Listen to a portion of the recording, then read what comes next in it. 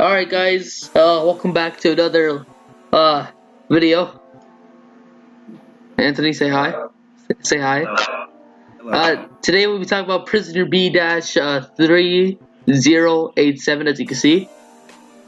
Let me just make sure let me just make sure this is recording. Okay, per Wunderbar, it's recording, okay. Okay. So Anthony, you got any questions for me? I do. So, you do? When you started reading this book, what was your mindset? Like, what were you thinking the book was about? Well, I thought it was literally about a child that was probably an orphan due to his clothes in a concentration camp. That's where my first thoughts were. Yeah, like, I didn't know if he would be surviving with his family, or if, like you said, he was an orphan and he lost all of his family. Yeah, that's what I was thinking. Because like the front cover doesn't really depict much of what's going on throughout the book that's about to happen. But as you can see, there's a little boy there, looking up at a wall, looking up at the fence. And I don't know, man. He just looks like he's an orphan because all the clothing looks ragged. But then again, I also thought it was like work clothes, so he might just be poor.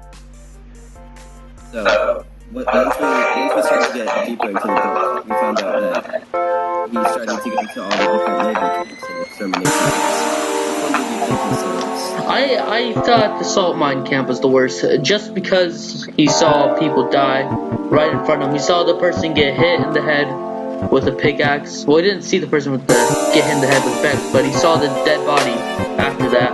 And then he also saw the man jump out of bed and confront the guy, and then the guy got killed there too. So and he saw, like, remember, there was a dead body laying on him. I know there was one also in the death march, but this is like the first time you ever seen one dead body laying on him. Which, yeah, in the train car.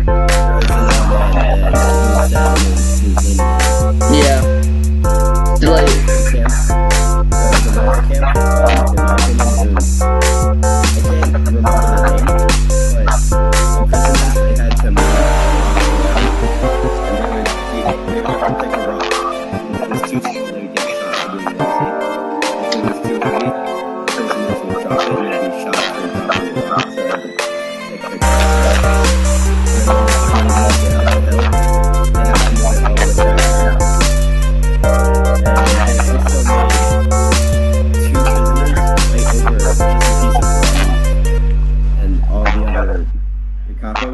Or the prison guards, they were just laughing and they were enjoying the show, basically.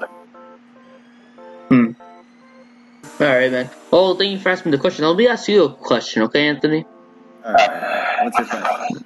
Alright, this is a very important question, so I'm gonna need you to listen with all ears, okay? Alright.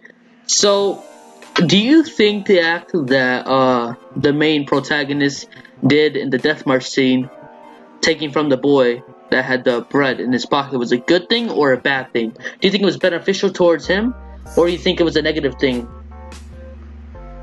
Well, it certainly affected his morale, because stealing from a dead boy probably had some kind of psychological effect on you.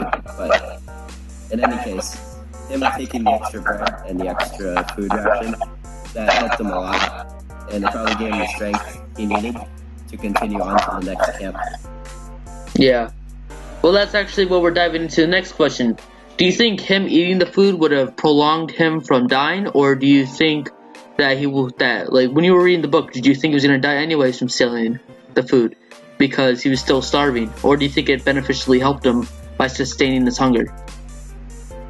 At first, when I thought that the boy he was gonna die and was being told by like maybe some kind of cousin that he traveled with, even though he was like an orphan, but he might have had some kind of family. Yeah. But there was the one scene where there was a very cruel guard named Moonface. Yeah, I and remember he that. just like punch and kick the prisoners for fun. And he went up to him, he went up to Moonface and asked him for bread while all the other prisoners on the death march watched him. And he actually got the bread, surprisingly.